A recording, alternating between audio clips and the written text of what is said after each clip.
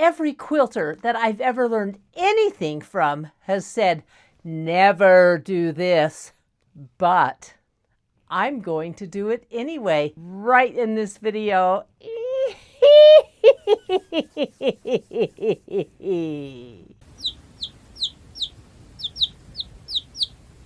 Hi, I'm Di with Sister Chicks Quilting. Welcome to my channel. I'm so excited to hang out with you today in my studio, and look what I'm going to be working on. Isn't that a cool quilt? It's called Hear Ye by Wendy Shepherd.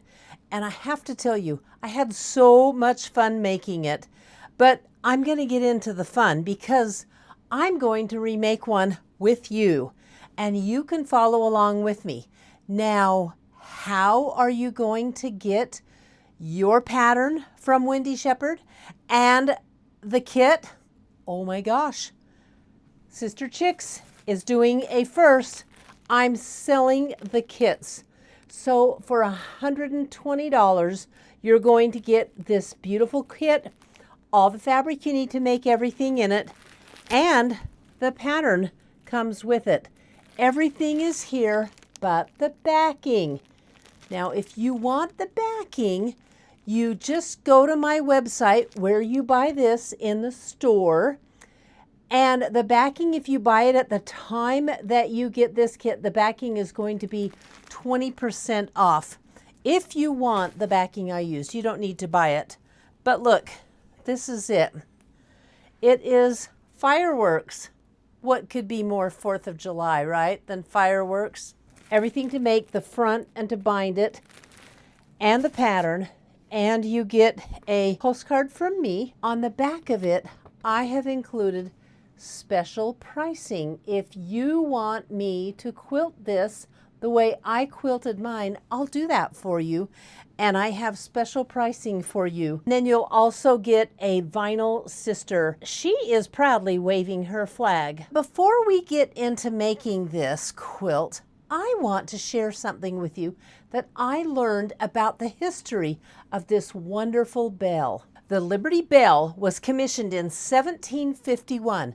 It was the State House bell for the state of Pennsylvania. It weighs 2,080 pounds. It did ring at one time, but you know they no longer ring it because of the crack. But this is the most exciting thing that I learned I never knew. In the 1830s, the abolitionists adopted the Liberty Bell as a symbol of freedom for the slaves. Isn't that cool? And that is when it got the name the Liberty Bell, and it has been the Liberty Bell ever since. I was so excited to learn that about the Liberty Bell, and now it just kind of endears it to my heart a little bit more, knowing that it had such a great part of our American history. I think it's time we get started making this kit, don't you? Let me show you how I do it. I'm making 70 Ohio stars for my Hear Ye quilt. That's a lot of stars. But each Ohio star has 4 flying geese units in it. And each flying geese unit has a seam line here and a seam line here. Let's see, 16 lines that I have to mark with a ruler and my pen.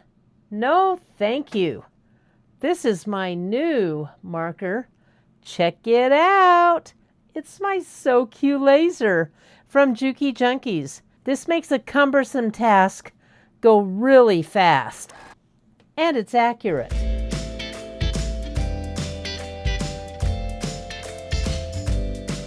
I'm going to make a red star with a white background, all right? The first thing I start with are the flying geese units, and I have a whole stack of these flying geese units over there that I've chain pieced together, and I just pulled 4 because you're going to need 4 flying geese units for each star. You're going to need 8 of these little squares. Measurements are in the pattern, and start off with the center square. You want to corner it just like this. Now again, I'm not doing any marking. If you don't have a laser, or if you just have a really good eye, because sometimes I do it when they're this small with a really good eye, you can either mark them with a line right here and here, or use whatever method you want. There, I moved it over and it just totally messed up that. But I'm putting it right on the laser, and I'm going to sew it with the... by the way, I'm loving this laser. Oh, and you know what? I have no thread in my machine. That's kind of vital. Make sure you have thread. Good grief. Here I go again, working with, oh my heavens, I have thread everywhere. Do you ever get that way? Here I go again, working with the laser. I don't know quite what you can see from the back side, but I've lined the laser up right from corner to corner. Then we'll do the other side. You can put a pin in it too if you want. The next part is to trim these corners off. I'm going to roll them. Now, here's tip number 2. When you open this up to press it, it's so easy to pull. This is on the bias right here, and it's so easy to stretch it and put a little bubble here. Don't do it. Just don't do it, okay? Everything you can, do everything you can in your power to not do that. And now I'm going to do the other corners. So this is what we call a snowball. We just stitch it down like this, and we'll do this corner. Perfect. We're going to take those corners off. Now this first one I cut, put on a little bit ski wampus. So I just fixed it with a little snip of the scissors because that will do. And then I'm going to be very careful how I fold this open. I don't want it to pull. And it's so easy to pull it. Well, let me show you. Look at this. See this? Watch. Yeah. You don't want it to pull. So I've laid it over, folded it over, and I'm pressing it down with my roller. Just like that. So there is the center of our star. 2 of these have got to be elongated, and 2 of them stay that size. And we're going to elongate them easily by putting these little squares on them like this and sewing the squares on them at 1/4 inch. And when you do, this is another tip, make sure, see this line right here? The edge of it here, I'm going to hold it over red so you can see it. It's important that you get this piece lined up with the fabric on this side. I have these flying geese almost in perfect order, and I certainly don't want to mess them up on the corner because we're sewing a bias corner on them, or actually not a corner, but you just want it even, okay? So I'm making sure this is even with the red fabric. I'm not going to press them open. You could if you wanted to. I'm pressing the seams over because I want them to nest. And then when you put this one down, this corner down, you want to line it up with this white one here. That will help you get it good and square. Because when you make stars, good and square is what you want. For some reason, I'm all nervous because I'm on camera. I don't know why. So on these, I always fold them. Just push this white piece back, and I'm going to roll it down. You want to make sure you've got your good 1/4 inch between here and here, because that, my friends, is going to be a point on the star. Now we're ready to construct our star. This is the fun part. matching these points. And this is how I do it with pins. So you take the flying geese unit, turn it over. So you're working from the back side, and you go right where these threads cross on the white, and you stick a pin in the top of that right through. Boom. And there it is on the front. Can you see that? And then you pick any side. It doesn't really matter which side you pick. And you match that pin or that point right with the point on your piece. And line it up as best you can. Line these up with the square. Get it good and placed. And then pin on both sides of your pin. See what I'm doing? I'm holding it down. This is almost my foolproof way. And then this is the fun part. Whoop! Pull that guy out. Let me show you what happens. Ooh, I don't like it.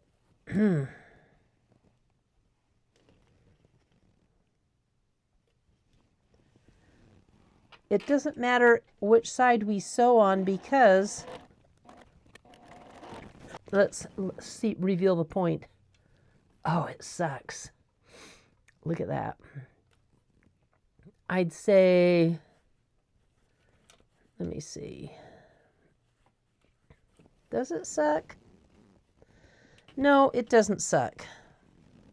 So when I sew this on, I'm going to press it so this end goes down like so.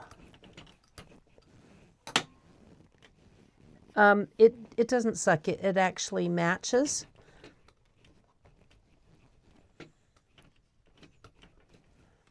There. Now we have the other point to do, and we're going to do it the same way. I'll show it to you again. We're going to go right at the tip of that point, stick your pin in. Can you see where I put the pin? And there it is coming out. Look at that. And then I'm going to go on the opposite side. Stick it through. Make sure it's seated well. Like a washer, I guess. I don't know. And then we're going to pin down both sides. Now, the pins I'm using, and I really like them for piecing and for making points, are the magic pins. Now, here's the fun part. Whoop!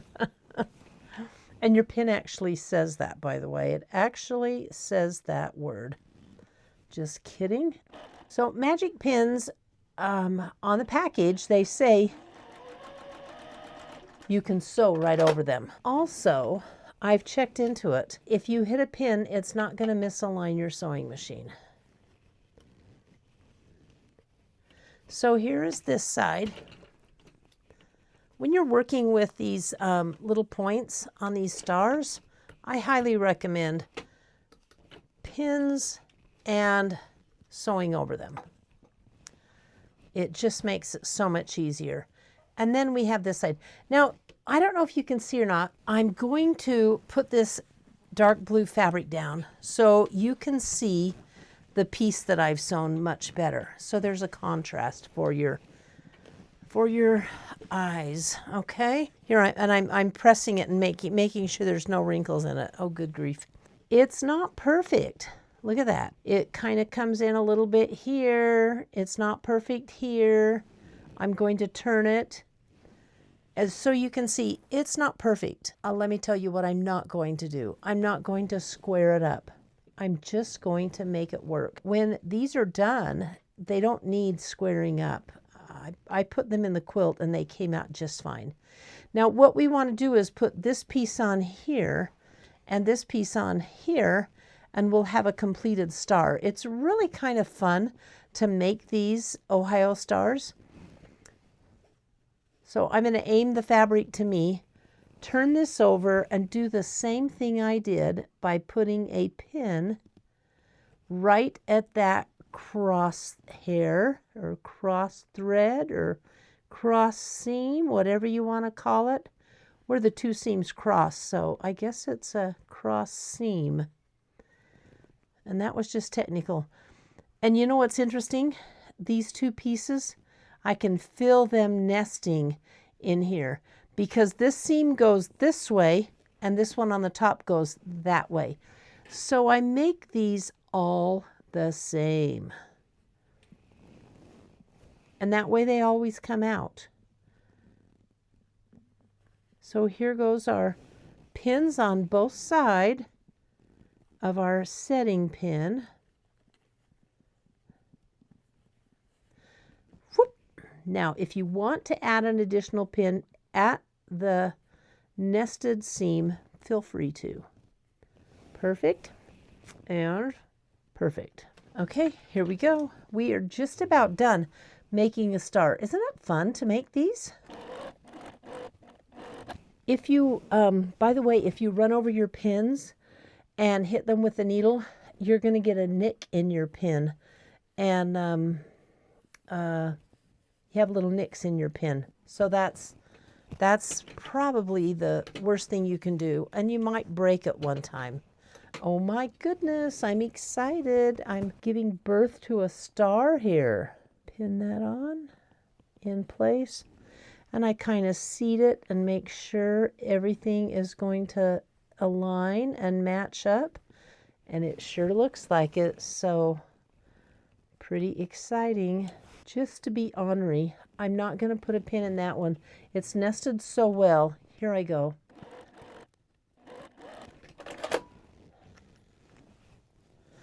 All right.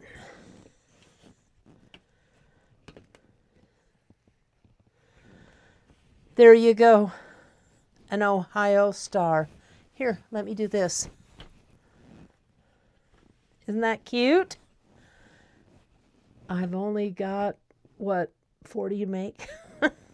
I'm going to go make a bunch of stars. Look, I've got my 1/4 inch on all my points, and I'm not going to cut my points off, so I'm pretty darn excited to get this quilt done. I want to show you the kit again, maybe a little close-up of the kit. So there's the pattern, and the background fabric that you get in the kit is stars and gold stars, blue stars, red stars, it's cute. It's all Riley Blake fabric. And this is the front of the kit. Now, this little red with the rockets on it, that's the binding. And of course you get a sister sticker in it. But I wanted to show you a close-up of the background, or I'm sorry, the backing. This is the backing fabric. Isn't that darling? I think it is so cute. I fell in love with it with these little fireworks on it. If you order the backing when you order a kit, I will give you 20% off the price of the backing. And the entire kit is going to be $120. Oh my gosh, little brain dead here, guys. It's time for a ta-da. Ta-da! You're getting this ta-da on the Ohio Star block. And it's the block that I pinned, and I drove right over the pins with my sewing machine. My sewing machine timing did not break or anything. It's up to you if you want to do it or not, but I was so excited to find a pin that says, yep, drive right over our pins, they'll work like magic. Oh, that would be the magic pins. You can get them just about anywhere sewing goods are sold. I love mine. The thinner, the better. I want to move on to another project, but first, let me tell you about my July. It's back-to-back trips, and it's got the engineer's head spinning. Michelle is coming with me on both of the trips. Her head is spinning. It just happens that way. I will stop in Sisters, Oregon at the Sisters, Oregon Quilt Show, the outdoor quilt show. I'm hoping I have really good service because I've heard when you're uploading and streaming live like that, it can be a little bit spotty. Then I come home and I'm here for 2 days, just enough time to wash my clothing and get some clean underwear packed, and I'm off to jolly old England. I'm super duper pooper scooper excited about that. I've never been before. I get to see the oldest quilt in the world at the Victoria and Albert Museum. I get to see Jane Austen's home, Bath, England, all these really cool places. And then we're going to spend 2 days, the 30th and the 31st, at the Birmingham International Festival of Quilts in Birmingham, England. So if you're in the area, please stop by the quilt show. You might run into me. That would be so much fun to meet you. I hope to see you there. Now, I want to show you one more project. Because I am traveling, I'm packing this and taking this with me. Isn't this pretty, this darling bag? Well, you know what I always say about the quilts? It's all about the fabric. I think that's what this is too. I bet you know what it is. It's lined with heat-resistant fabric, and it can take a hot flat iron or curling iron. You can pack it in your suitcase warm. And I filmed this video a long time ago. I've never shown it, but the fact that I am going to be traveling, I think that's a good reason to show it. So hang with me. The curling iron or flat iron travel bag is going to be up next. When you are traveling and you get up in the morning, you want to look nice while you're traveling. You do your hair with your curling iron, and you have to wait for it to cool to put away. And the Uber's coming to take you to the airport. So what do? You should have packed one of these bags. Stick it, it folds flat for your suitcase. Isn't it beautiful? You can get your curling iron home, snuggled in your luggage. It's not going to cause a problem because of the heat. I do not have a pattern for it. However, it's so simple. I have all the directions. So I want you to listen because I'm going to give them to you right now. If you buy a half yard of fabric, you'll be able to make 2 of these bags so easily. What it takes is a piece that is cut 9 inches, like this, 9 inches here, by 17 inches long. Now, I tried a couple of curling irons and they all fit. If you feel like this is going to be too small, just add an inch. It's not that tough. So 9 inches wide by 17 inches. And this piece is 6 inches by 17 inches. Only I have it too long. We're just going to ignore that extra inch. So here's what you do. You take your fabric and you put it face down on your cutting mat because we're going to make some layers. And the first thing you put down is a piece of Insulbrite. Now, Insulbrite is a product by the Warm Company. There's actually some kind of metallic or aluminum in here. It goes in hot pads. You just lay that right down on top, like so. Then you take a piece of cotton batting and you put your cotton batting on top. I like a beautiful quilted bag, don't you? And this is going to make it look nice. Now, again, this batting and the Insulbrite are the same size. They're 9 inches by 17 inches. Then you take a piece of your heat-proof fabric you got at Joann's or wherever, and you lay it on this, and it's ready to quilt. Let me show you a trick about the quilting. I'm going to make this side also by putting down my Insulbrite, and I made the backing a little too big. That's okay. It's going to be trimmed. There goes my cotton batting, and then this is a layer of the heat-proof fabric. I'm going to flip it over. I want you to notice my quilting stitches. I use the 45 degree or the 60 degree actually on my ruler, and it's easier to see on the inside of the bag. Can you see how big that is? Yeah, that's what I did, was I used my degree ruler and then I marked it. Here are the directions to get that beautiful quilted look. To do it, I'm going to take the padding out and just work on the fabric. I think it will be easier. And then I'm using the 30-degree mark on my ruler, laid it on the edge of the fabric like so, and just started wherever I wanted to, which is right here, and I marked it with heat disappearing pin. Then I'm going to slide it down to 2 inches. And the reason I'm going with 2 inches and not every inch is because I want to make it fast and easy. And I think it kind of is a cool look. 2 inches apart is perfect for this look. So I'll slide this ruler up another 2 inches.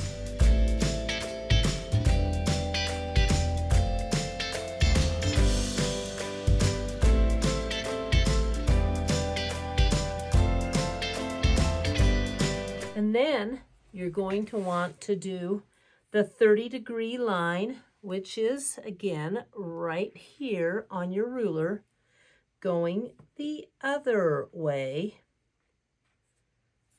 We're going to turn the fabric around to do it because it was going off the edge. So there's the 30-degree line, and it's right on the edge of my, oh, except, what am I doing?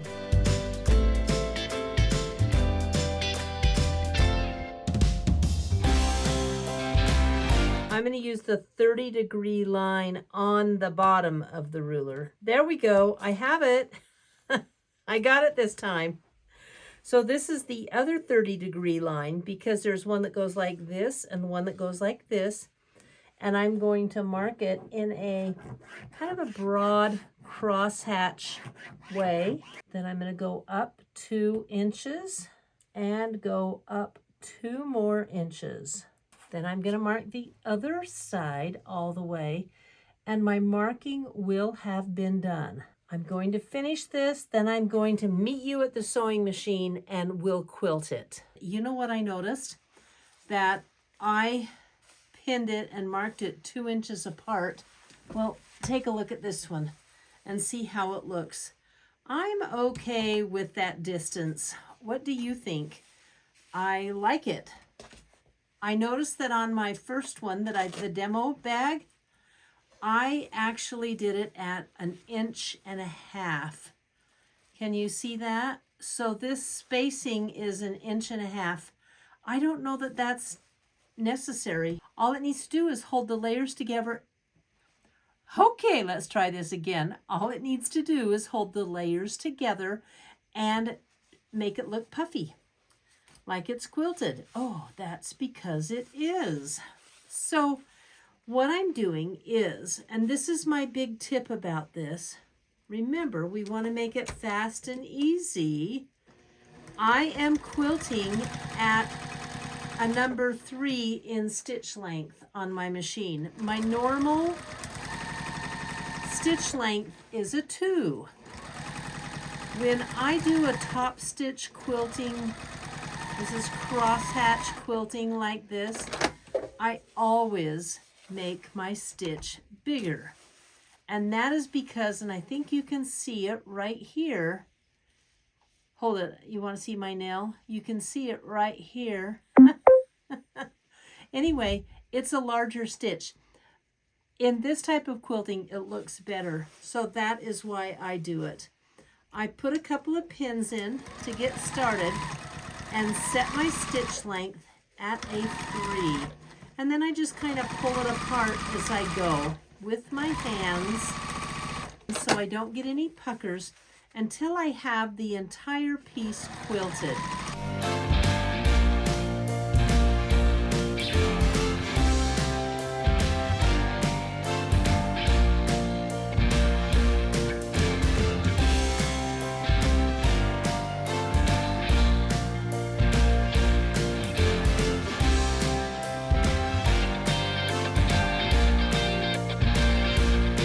That's a pretty fast quilting job. One more line right here. Okay, everything's quilted. Let's go on to the next step. The next step is to apply this little piece of binding and the Velcro for closing it. I'm going to kind of square it up. This is really a sloppy piece because it wasn't very square. It'll look nice when I'm all done. Just get a half a yard of the binding too, and I have this fabric that is a nice little contrast, so I'm going to sew it on just like I do a quilt binding. I'm going to sew it onto the back first. Now to stitch this down, I'm going to have to change my thread, and you're not going to believe this thread I found that I had. I couldn't believe it. It was a perfect match for this. It's a little spool of Gutermann. Look at that. Isn't that awesome? I have some sticky back Velcro that I'm going to use for the closure, and then I'll also sew it down just in case it were to come up. But I don't know if you've noticed or not, but it's not very square. I'm going to fix that. And half of 17, what would that be? 8.5? No, 8 and 8 are 16. Yeah, 8.5. So 8.5 is the center. So I'll put a little pin right here at 8.5. And I'll go here and put a pin in this side at 8.5. And that's where I'm going to put my sticky back Velcro. This, by the way, is really, really sticky. Okay.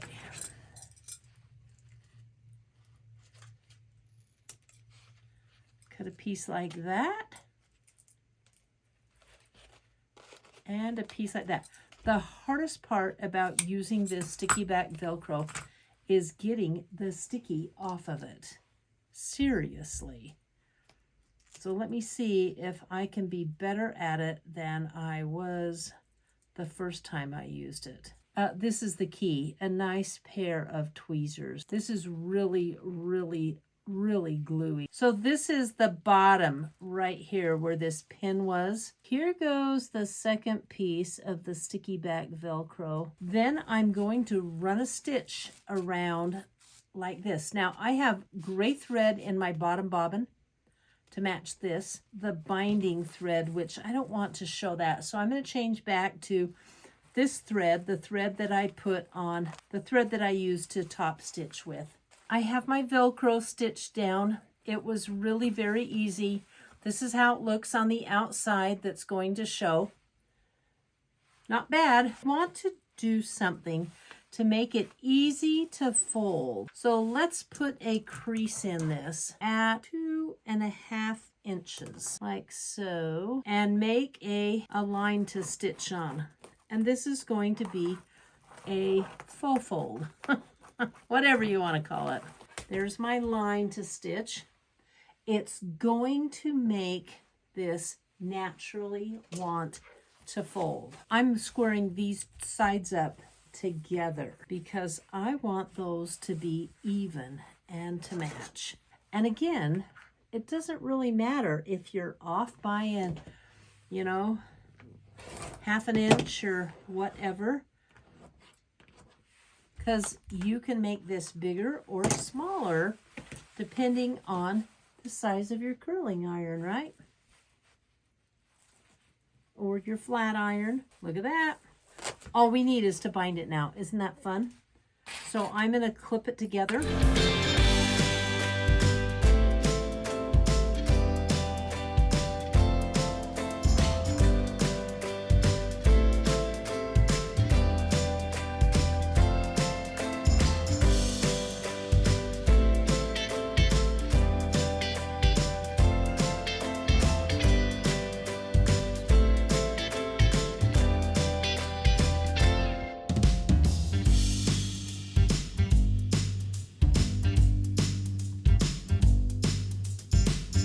Apply a binding the way you do on a quilt.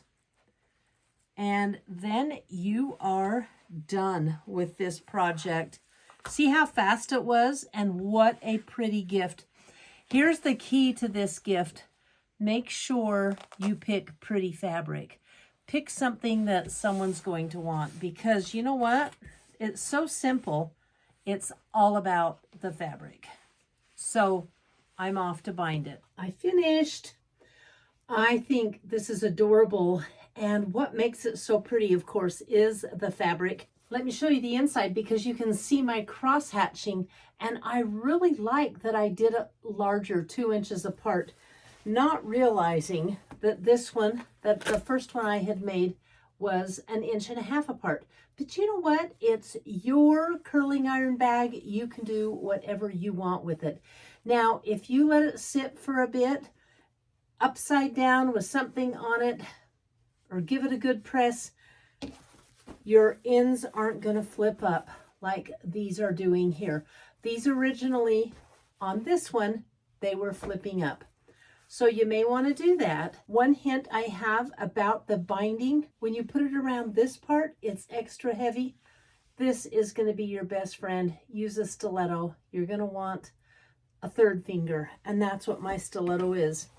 Now, the only thing that would make this bag a really, really, really cool gift. No, I'm not going to give her a new curling iron. We tend to like what we have.